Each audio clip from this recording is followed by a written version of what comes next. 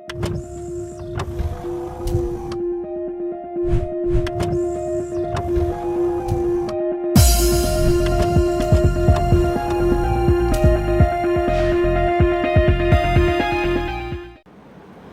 سوال یہ اٹھتا ہے کہ کچھ لوگ غیر ملک چلے جاتے ہیں اور بیویاں 4 مہینے کی یا کئی سال بیٹھی رہتی ہیں، تو اس پر بھی ایک اتفاق ہے کہ اگر بیوی کی رضامندی شامل ہے تو پھر 4 مہینے کی یا 40 سال بھی ہو سکتے ہیں۔ پھر تو یہ بھی ایک طلاق ہے، لیکن ان لوگوں کے لیے یہ جو خصوصی طور پر سٹریس کیا گیا ہے کہ وہ لوگ جو بیویاں بسنا چاہتی ہیں اور وہ جان بوجھ کر نہیں بسانا چاہتے اور مار پیٹ کے گھر سے بھگا دیتے ہیں، تو ان کے لیے اللہ تعالیٰ نے یہ خصوصی وعید فرمائی ہے سورہ بقرہ میں کہ اگر 4 مہینے گزر گئے تو پھر وہ یہ ذہن میں رکھیں کہ طلاق واقع ہو جائے گی۔ پھر آگے مسائل ہیں، فقہ کے مسائل ہیں کہ کون سی طلاق واقع ہوگی، رجعی ہوگی، بین ہوگی، وغیرہ وغیرہ۔ مقصد کہنے کا یہ ہے کہ عورت کے حقوق میں سے یہ ہے، اور اس کو خصوصی خامد کے لیے یہ ایک کیٹیگوریکلی ایک خطرے کی گھنٹی ہے کہ آپ اتنے آزاد نہ ہو جائیں، اس کو طلاق واقع ہو جائے گی بیوی کو، چاہے وہ ایک ہی ہو تو مسائل کی بات ہے، تو بہرحال یہ طلاق الا کہلاتی ہے۔ اگلا سوال ہے جناب،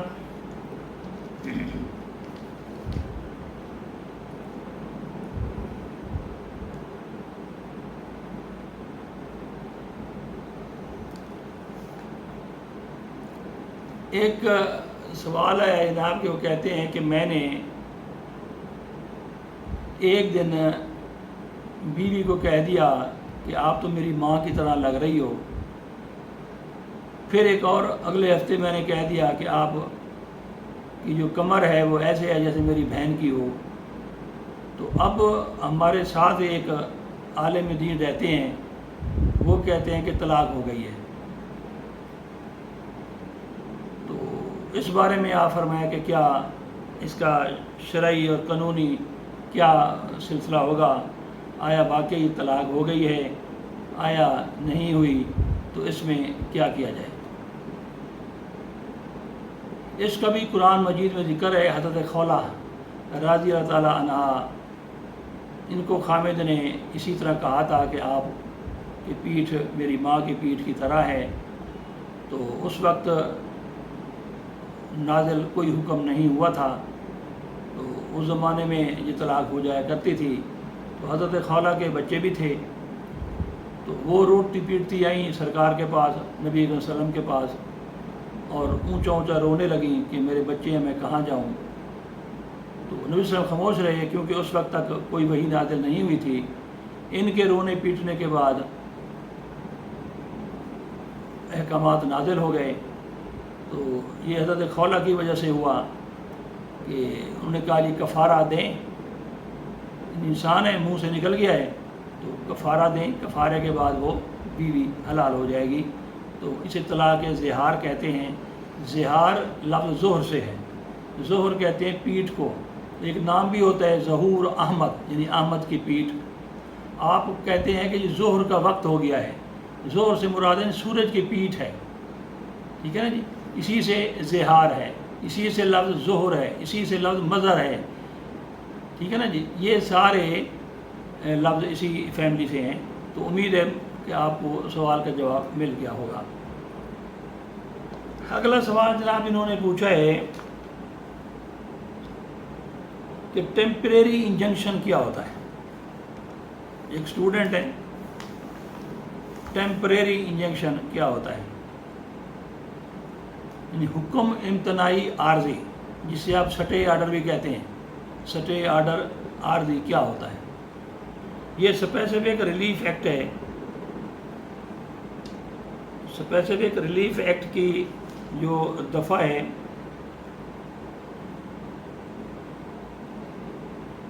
وہ ہے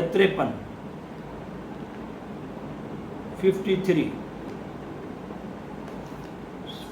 سیکشن 52 میں اصل میں ہے پریونٹیو ریلیف۔ اگر عدالت دے گی وہ کس طرح دے گی؟ تو وہ یہ اسی اسٹے آرڈر کے تحت ہی ہوتا ہے. تو 53 میں جو ہے وہ temporary injunction read with order 39 rule 1 civil procedure code اس کے ساتھ ہی دیا جاتا ہے.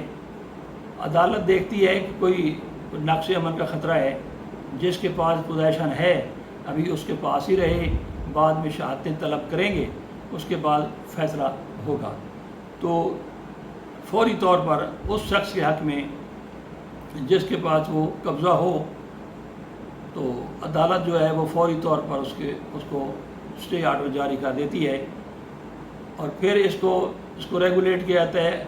سول پروسیجر کوڈ ہے، اس کا آرڈر 39 ہے، رول 1-2 ہے.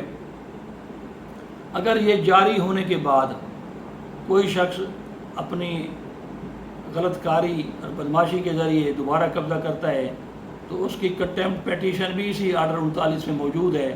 تو رول 4 ہے، اس کے تحت اس کو سزا بھی دی جا سکتی ہے. تو یہ ہے ٹیمپریری انجنکشن. ایک اور بچے نے پوچھا ہے جی، اسٹوڈنٹ نے، بلکہ اس سے پہلے ایک اور بڑا انٹرسٹنگ کویسچن ایک بچے نے پوچھا ہے. اب اس نے یہ لکھا کہ میری عمر کتنی ہے. اس نے یہ لکھا ہے میں بچہ ہوں. چلو میں پرزیوم کر لیتا ہوں کہ اس کی عمر 18 سال سے کم ہے. اس نے لکھا ہے جی ہمارے ابو نے دوسری شادی کر لی ہے اور ہمیں خرچہ نہیں دیتے، نہ ہی میری امی کو اور نہ ہی ہم بچوں کو. تو ہم کہاں جائیں، کیا کریں؟ اس کے لیے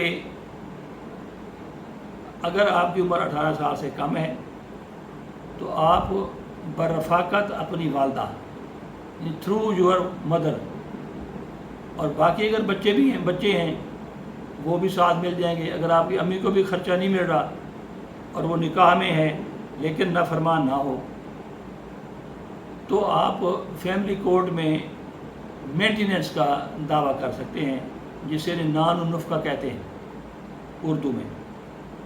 یہ آپ دعویٰ کریں گے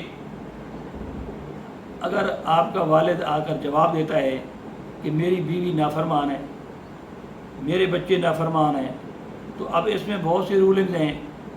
اس بنیاد پر آپ کو خرچہ نہیں مل سکے گا. 18 سال سے کم عمر ہونی چاہیے بچوں کی.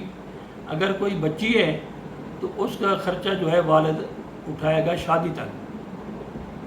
بچے ہیں، بیٹے ہیں، تو ان کا خرچہ اٹھائے گا 18 سال تک. جو ہی 18 سال عمر ہوگی اس بندے کا دعویٰ خارج ہو جائے گا.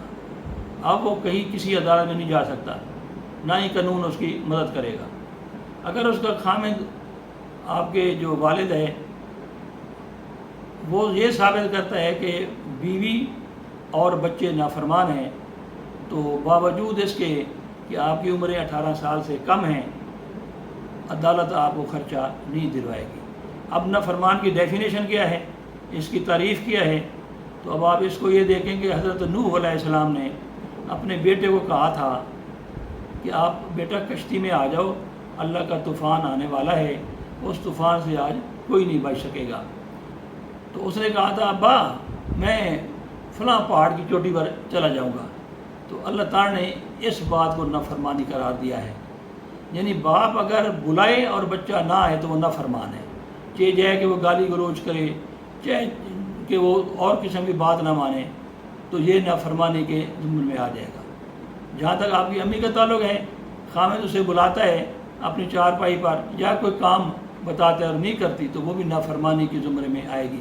پھر وہ بھی باوجود اس کے کہ آپ کی عمریں چھوٹی ہیں، باوجود اس کے کہ آپ کی امی منقوع ہے، وہ خرچے کی حقدار نہیں رہے گی. امید ہے کہ آپ کو سوال کی سمجھ آ گئی.